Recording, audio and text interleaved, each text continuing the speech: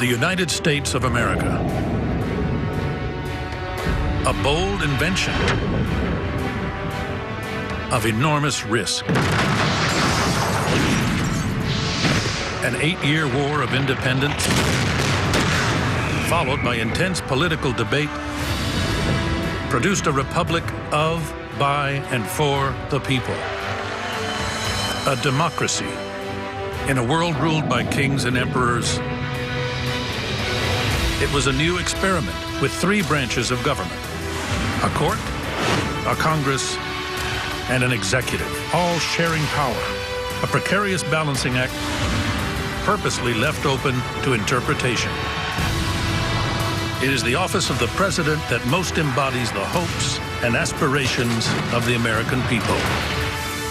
It's a position invested with great power that is defined by challenges and crises, by the burden of the past and visions of the future, and by the personalities of the 43 men who have become president. A story of America can be told through the ultimate guide to the presidents.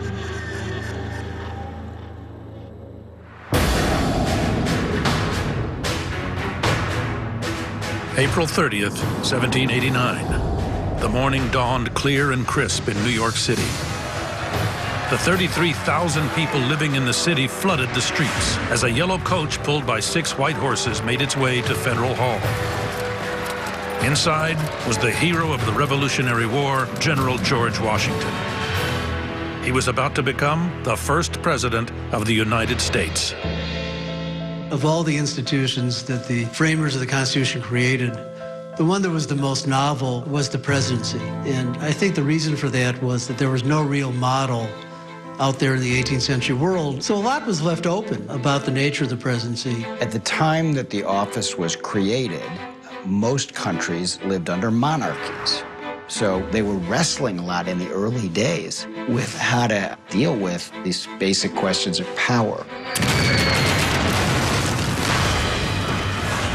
The question began at the end of the American Revolution, when it wasn't certain what kind of government the newly free country would have, or what part of it would have the most control. These people are professional politicians, but what they don't have is experience in creating a national government. They only have experiences at the colonial or state level. And the whole thing is one big experiment. Nobody has done this before. This is a group of what could have been little countries, but now are united under a new constitution. At the Constitutional Convention in 1787, the delegates couldn't agree on how much power a president should wield. Most of the states had presidents who were no more than figureheads. Not surprisingly, when the delegates to the Constitutional Convention arrived, a lot of them had that sort of thing in mind. The original men who wrote the Constitution did not think the presidency was all that important. For them, the heart and soul of a republic was the Congress. Congress represented the states, while the president would be a centralized, singular power. A heated debate circled the new position. The amount of authority it received would determine the balance of control in the government. Well, the Founding Fathers claimed that King George III was an abusive executive. So they didn't give the president a lot of unilateral power. They established strong courts, a strong legislature, and a relatively weak chief executive. They really wanted the executive to be the agent of what the legislature would instruct or tell the executive to do. In a world of monarchs where bloodlines determined leadership, this new democracy also faced a unique and important question: how to choose a president. It was generally thought that ordinary Americans would not know the candidates, would not know who they were. So what would an ordinary farmer in upstate New York know about some candidate for president? Almost nothing. The delegates instead set up the Electoral College system. Each state got a different number of electors based on how many congressmen each had. The electors themselves would be chosen by a popular vote in each of the states or by their legislatures. But tension among the delegates was still high over who would be the first to hold the office. The question threatened to doom the convention until George Washington agreed to run. One of the things that reassured skeptics about the whole idea of a stronger federal government was that George Washington would be the first president. They knew that Washington would not try to become king because he had already walked away from that possibility at the end of the Revolution. And so it was that genius for renouncing power that ironically ensured Washington would be the first president. The first presidential election took place on February 4th, 1789. 69 electors met in their respective states and cast 2 ballots. The winner would be president and the runner-up vice president. Washington swept the first ballot with all 69 votes. The winner of the second ballot, John Adams, became vice president.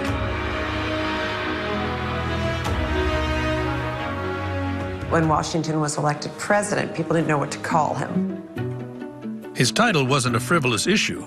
It was symbolic of the debate during the convention of how much power to vest in the presidency. John Adams wanted it to be almost regal, His Majesty the President. Washington settled on a more modest title, His Excellency the President. Part of being His Excellency is that you don't have to shake hands. They would bow to each other. But part of this is because George Washington didn't like to shake hands with everyone. It's not that he had a phobia about being touched. It's that there was a certain dignity, he thinks, that went with the presidency. Whatever Washington did, nearly every action and decision took on special significance simply because it was the first. Virtually every day of his presidency, Washington faced, should a president accept private dinner invitations? Should a president attend funerals? No one knew what a president was.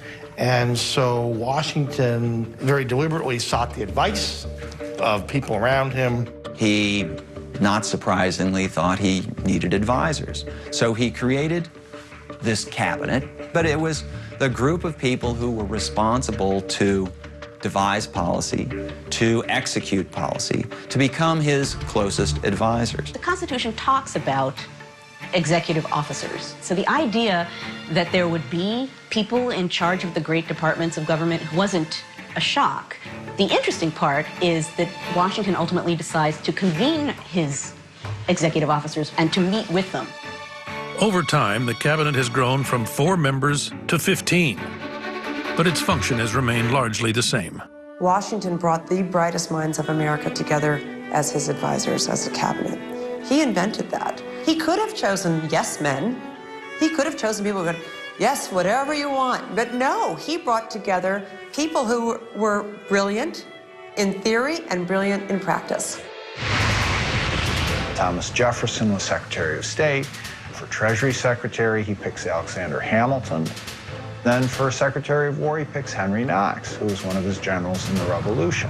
And whenever he has a decision to make, a policy decision or a decision about how he should do something, he consults all of them. Washington spent his first year as president in the country's capital, New York City.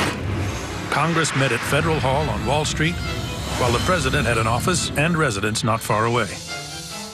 Washington, D.C., there's nothing there. It's swamp, it's wilderness.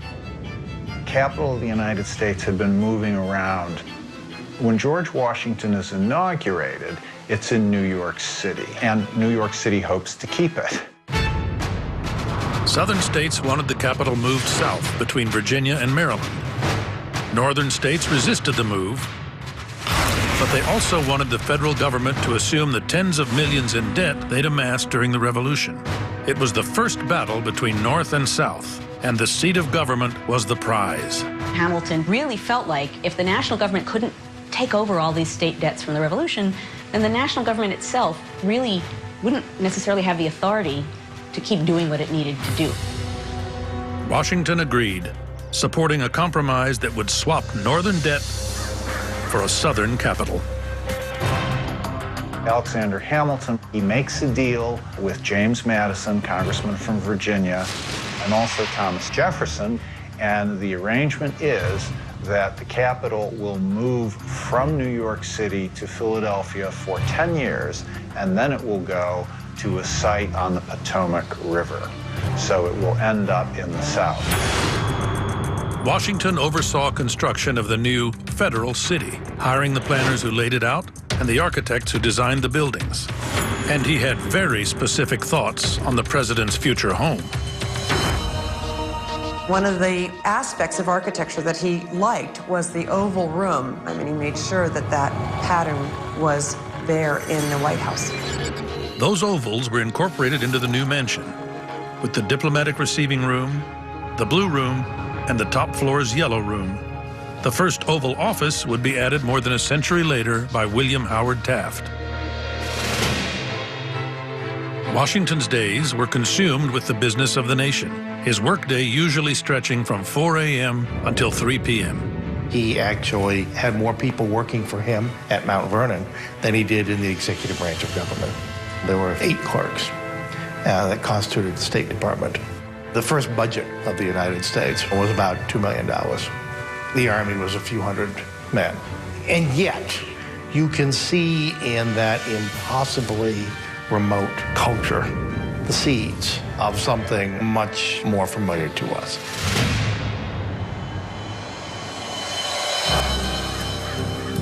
Washington also planted the seeds of the presidency's relationship to Congress. He understood that ultimately, about executive matters, he wanted to make sure that the executive branch was maintained as a branch separate from the legislature.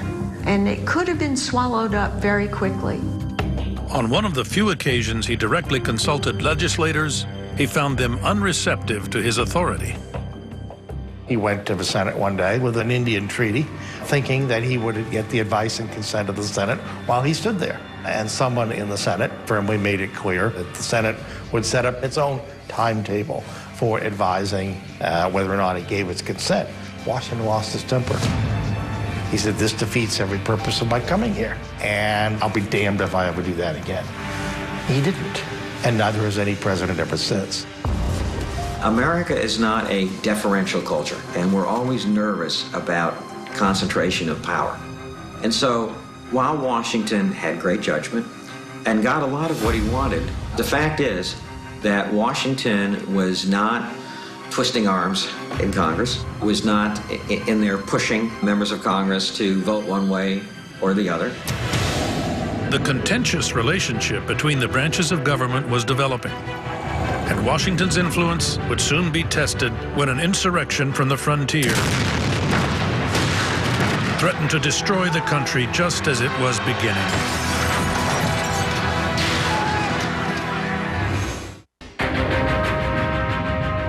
(1792). Incumbent George Washington was up for re-election. But the Revolutionary War hero, the man unanimously chosen to be the nation's first president, wasn't thinking of a second term. He was thinking of retirement to his beloved farm at Mount Vernon.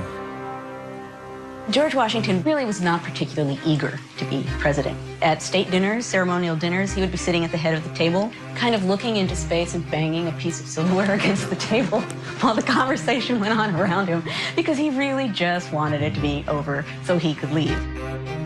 He was exhausted by public service. He had been in service of the country since really 1775. The other thing that happened is that for the first time, people started criticizing him, and it made him very angry. That was his one ego flaw. He was accustomed to being admired. He was not accustomed to anyone challenging him. Washington might not have run again, if not for the urging of Thomas Jefferson, who feared that the country would split apart without his leadership. The president eventually agreed, again running unopposed and winning unanimously. Washington's genius as a politician was to convince everyone, beginning with himself, that he was no politician. But his second term was much less successful than the first.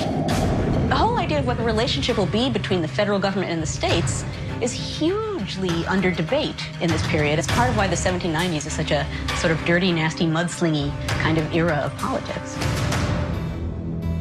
Washington's own cabinet was divided.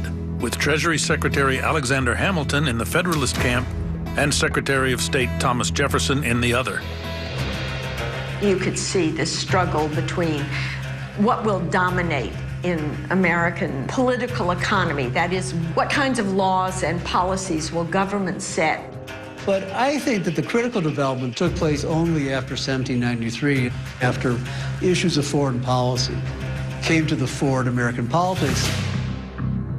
In February of 1793, only a month before Washington's second inauguration, France declared war on Britain. And the United States found itself caught between the two. Washington made a daring decision. The last thing in the world the United States needed in the 1790s was to become caught up in Europe's murderous quarrels. We would not have survived, militarily or otherwise. And Washington did something extraordinarily bold. Washington issued a neutrality proclamation. There was some question whether this was even constitutional. Presidents don't get to declare war. Congress declares war. And neutrality is sort of saying we're not going to go to war. So where does the president get off declaring neutrality? Washington was vilified in the press. He was called a betrayer of the Revolution, a dupe of King George. He was burned in effigy in Philadelphia. Washington took some criticism for this, but it became one of the longest lasting precedents in American political history. The idea that the United States ought to remain aloof from the wars of Europe. What Washington does is to set early on the precedent that the American president makes foreign policy. But Washington also had trouble on the domestic front, which threatened to tear apart the country's young democracy. In the summer of 1794, an armed insurrection of farmers and frontiersmen challenged the authority of federal tax collectors over a whiskey tax. People in western Pennsylvania, they have a gun battle with the local revenue collector. The commander of the local militia is killed. A couple other people are killed and injured. And then the whole countryside is like enraged. The whiskey rebels, they remembered that the Revolutionary War had been all about excessive taxation. There's a direct line that runs from the rebels of 1776 and the whiskey rebels of the 1790s and the Tea Party of 2010 and 2012.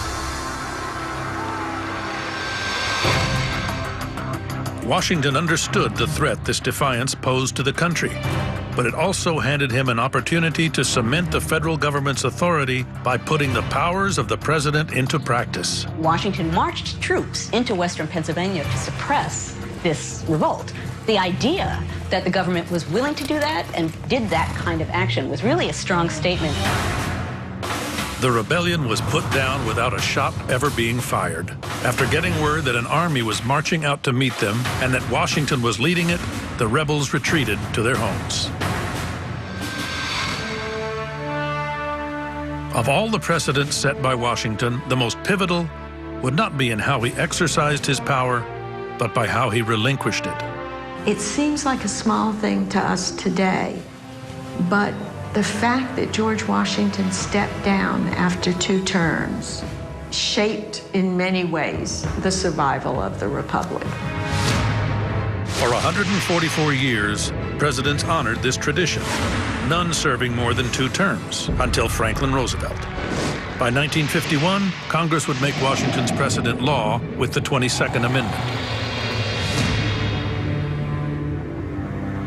But in 1796, Washington's decision to leave was viewed with trepidation. In 1796, a lot has changed. And one of the things is that parties are beginning to develop and that it's a real contest and people are manipulating and the press is involved.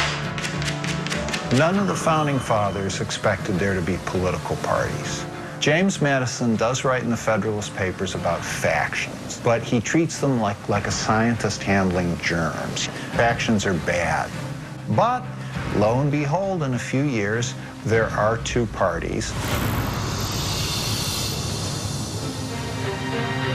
The 1796 contest pitted Federalist and Vice President John Adams against the former Secretary of State and leader of the Democratic Republicans, Thomas Jefferson. Adams came out victorious by a slim margin, carrying 71 electoral votes to Jefferson's 68. John Adams believed that he deserved the presidency. He had had a long, distinguished career. He had contributed mightily to the success of the revolution. It was his time. In some ways, it's easier for a president to be himself, succeeding someone of the opposite party, than it is to be a president who is seen as the third term of his predecessor. John Adams embodied that curse.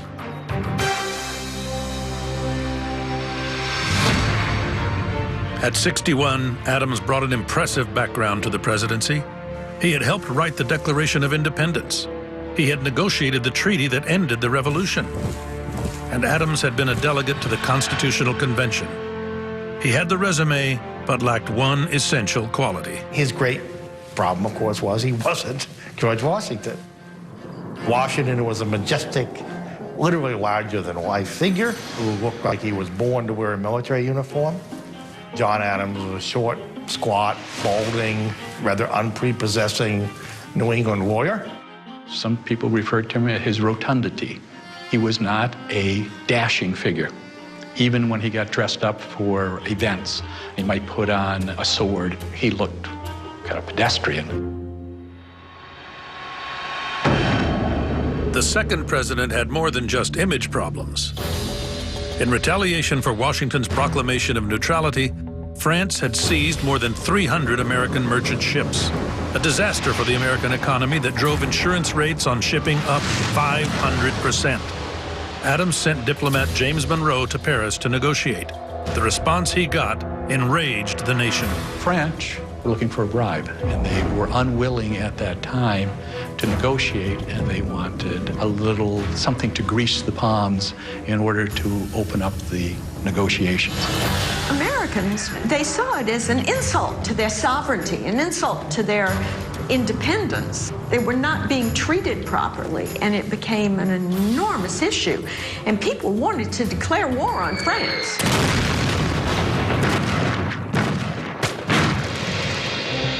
Adams, however, knew that with an army of just a few thousand troops and a navy of only 25 vessels, the new nation was no match for the might of the French. He said, let's not rush into this. Let's not go off half-cocked and do something that we can't really handle. Many saw Adams as weak and timid for not answering this challenge to American pride. He attempted to rebound and show his tougher side by signing the Alien and Sedition Acts. We were afraid of aliens, foreigners coming in and somehow or other taking control. The logic behind that being the government's so new and so fragile and so unproven that if people start to say nasty things about the government and its leaders, it'll collapse. And so anybody who spoke ill of the government could be arrested, fined, and some people were, some newspaper editors especially. The Alien and Sedition Acts were just a terrible law that basically, trampled on the Constitution. And the ink was still wet, basically saying freedom, well, it's a nice idea on that piece of paper, but we're not really going to do that here in the Adams administration. The Alien and Sedition Acts doomed Adams' presidency, but in an ironic twist, it would also allow him to make one of the most important contributions any president has made to the office and the nation. 1800. It was a cold, cloudy Saturday in November when President John Adams, more than 3.5 years into his term, arrived in Washington, D.C. to take the keys to his new home. Tucked behind a woody knoll, the president's house was a grand mansion. Unlike the White House of today, there were no porticos, no balconies. But with 3 floors, the building had dozens of rooms and had cost the equivalent of $3 million in today's dollars to build. People picture Washington the way it is today, and they picture it with these monumental buildings and this sense of authority. But Washington was a foggy bottom. It was a swamp. There are accounts of wolves wandering around in the streets, and it was all heavily wooded, and sometimes people would get lost. But Adams' time in the president's new home was destined to be short. He lost his re-election bid to his vice president, Thomas Jefferson, in an election riddled with horrific personal attacks. And the hostility made many worry about the transfer of power. What happened next would prove to be a turning point for the presidency and American politics. This was such an experimental government, and everyone knew that. There was no guarantee that an election would work, that people would accept what came next, that things would continue on. And the election of 1800 was so tense and so fraught and so scary that people really did think that maybe the government was not going to survive that election. We owe John Adams a great deal for what he did after the election of 1800. He was the first president who was defeated running for re-election, but he accepted his defeat.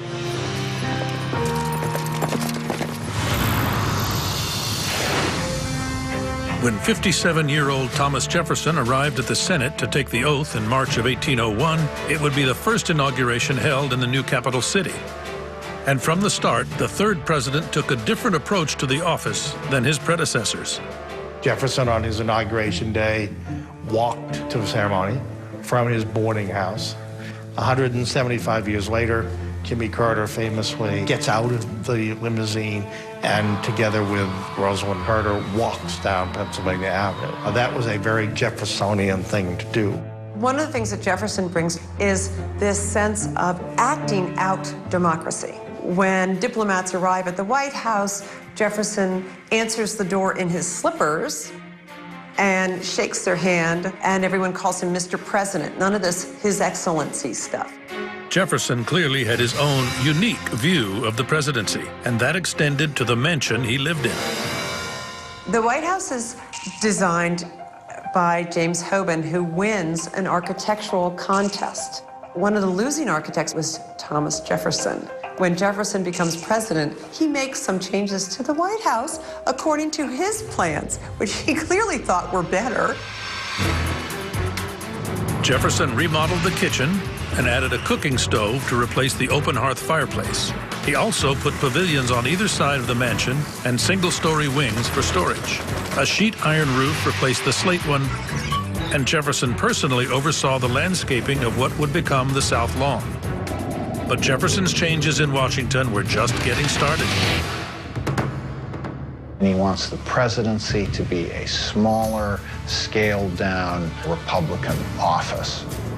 He also was a kind of a president who didn't think he should be out front on some of these issues. He should be working with his congressional leaders behind the scenes. He didn't want to appear to be a king, so he really low-keyed his relationship to Congress. Jefferson's restrained approach to federal government received an unexpected challenge when the Supreme Court, under Chief Justice John Marshall, decided to stake its own claim for power. The case of Marbury versus Madison was the first one in which the Supreme Court asserted that it could overturn an act of Congress. It was a shrewd move by Chief Justice John Marshall. Marbury established the principle of judicial review, meaning the authority of courts to judge the acts of other branches of government according to the norms of the Constitution. For the first time, the court emerged as a true check to the powers of the legislative and executive branches.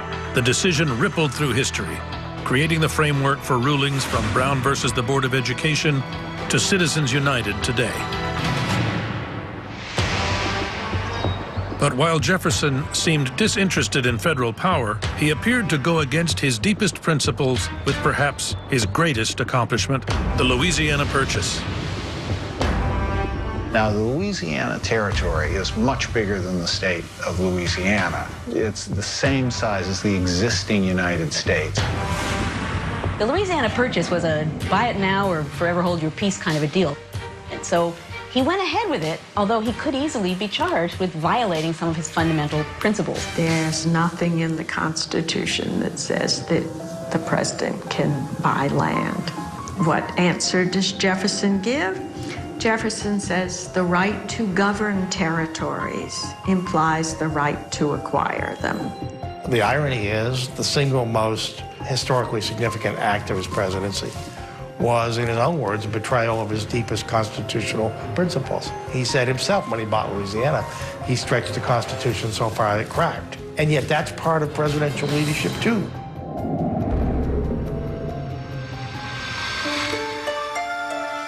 But the popularity Jefferson enjoyed during his first term would wane in his second, a trend many two-term presidents have experienced ever since. Another European war threatened to spill across the Atlantic as France and Britain once again battled it out. Jefferson's response was to impose an embargo that stopped America's trade and set the nation on edge. All the embargo manages to do is to cause an economic depression. There's a wonderful letter in which a sailor writes to Jefferson that I can't get any work. How am I to feed my wife and children?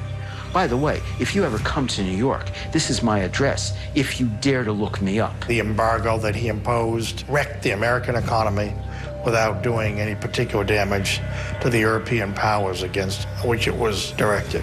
His second term was almost a disaster. Jefferson, the champion of limited government, continually found himself thrust into making decisions. Weary of the office, like Washington, he too would retire after 2 terms. His Secretary of State, James Madison, would pursue the presidency next, but soon found that the economy would prove to be the least of the country's problems.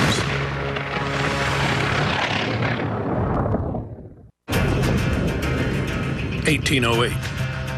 Jefferson's Secretary of State and fellow Democratic Republican James Madison wasn't optimistic about his chances in the presidential election. The economic disaster begun under Thomas Jefferson threatened to derail Madison's hopes. American exports had plunged from $108 million to just $22 million. But with Democratic Republicans firmly in charge of most of the states, Madison became the 4th president with an easy win, 12 states to 5. James Madison was a nerd.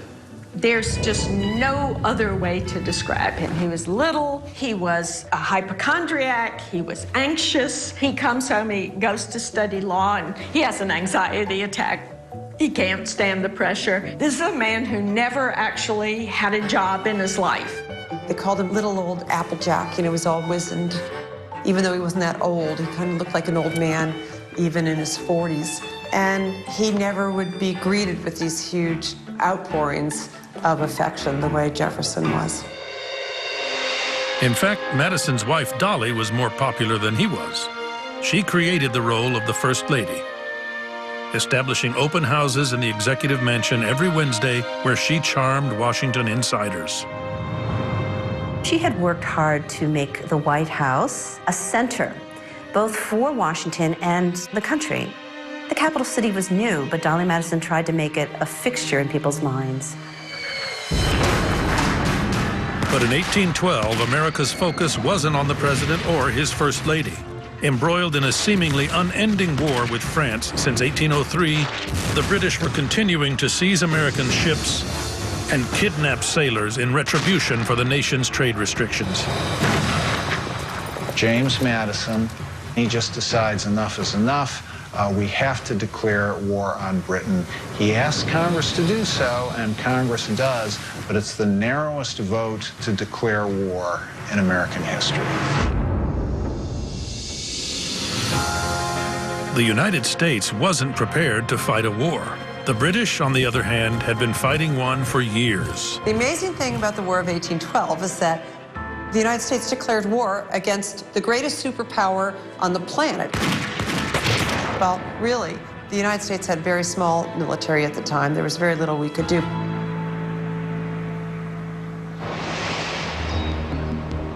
So Madison, you can fault him for being unprepared, but everybody was unprepared. No one knew how to fight a serious war.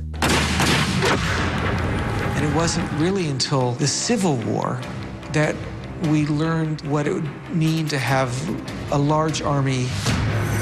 Raising money through the sale of bonds, securing foreign loans, and through deficit spending, Madison more than tripled the defense budget and nearly doubled the size of the Army and added dozens of ships to the American Navy. Madison is seen as this highly intellectual president, and he was. And a little guy, not too impressive. In many ways, that's true also. But he commanded troops when he was in the office as president. He rode out in skirmishes in the War of 1812. The war also made for good politics. public sentiment for war had been running high since Jefferson's presidency, and when Madison seized on it, he assured himself a second term. But by August of 1814, British troops entered Washington. The British set fire to the city, while Madison was in Maryland leading his troops. It's his wife, of course, Dolly, who's home at the White House when the British come in to the city and start burning Washington. She rescues the portrait of George Washington and has the servants break the frame because it's bolted to the wall so she can roll up the canvas and take it with her. The burning Washington was a true disaster for the United States, at least at the moment. It's deeply embarrassing the United States to have its capital occupied and sacked and virtually destroyed, even in the primitive state in which our capital was.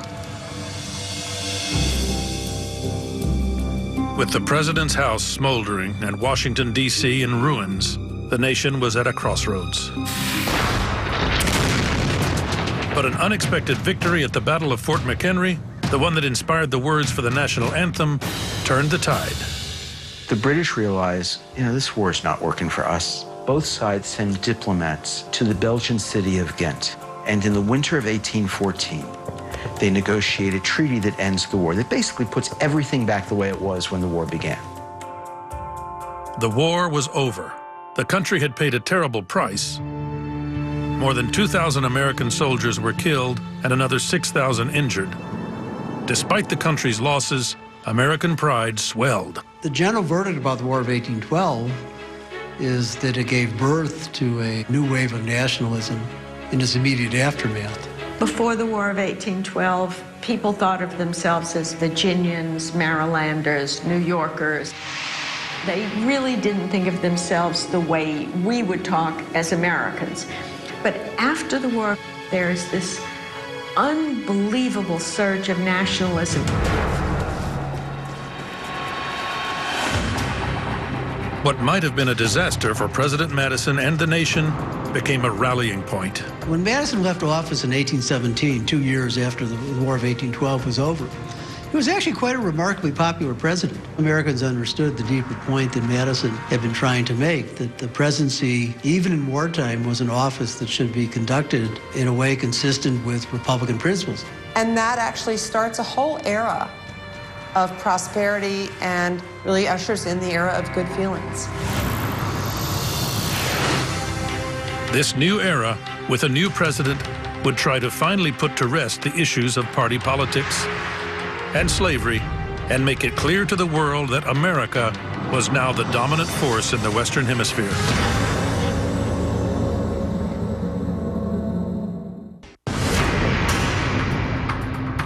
(1817). The dawn of the era of good feelings arrived with the fifth president, James Monroe, who hoped to make the bitter disputes of war and party politics a distant memory. The 58-year-old Virginian had been Madison's Secretary of State and also eventually his Secretary of War. James Monroe, if you talk about the last founding era president, he's an appropriate guy to be the last one. He supposedly, well into his old age, was the last guy still dressing like these earlier founders did in the knee breeches and the stockings. People had moved on to real pants by that point. He was the last of his kind. He was the last president to wear a tricorn hat. He was the last president, really, who was part of the revolutionary generation. He was the last of the founders to be president. With the executive mansion still being rebuilt, Monroe kicked off his presidency with a tour of the nation by horse and carriage, visiting New England and traveling as far west as Detroit. Not since Washington had a president toured the country and gotten so close to the people, and it was a huge success. The nation's economy is booming.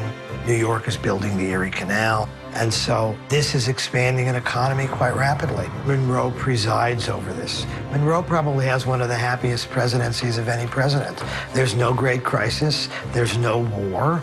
When I think of Monroe, I think of Dwight Eisenhower. Both presided by and large over peace and prosperity, and both suffer in some ways for it. Historians tend to focus on the melodramatic presidents, the swashbuckling figures who find themselves confronting great crises. What about presidents who avoid crises? But there was one division that had been lingering since the beginning, an issue that Washington, Adams, Jefferson, and Madison had avoided, the issue of slavery. Washington and Jefferson and others of his generation took the view that slavery was probably going to die away, and therefore they weren't too exercised about the fact that the federal government had no control over it. They expected that it would be gone within a generation or two, and then the problem would simply disappear. Slavery is a very complicated issue, and in fact, it is the central paradox for most of American history. During the founding era, there seemed to be a gentleman's agreement of let's not talk about the difficulties of being a country dedicated to freedom with an enslaved population. But in 1818, that gentleman's agreement fell apart when Missouri petitioned Congress to be admitted to the Union as a slave state. This is going to be the big question. Missouri allows slavery. What are we going to do? Are we going to allow slavery to move into the Louisiana Territory? In 1820, an agreement emerged, the Missouri Compromise.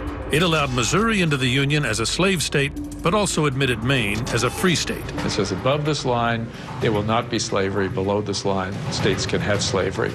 And that helped balance the number of states coming in so that no region, neither the North nor the South, would become superior to the other.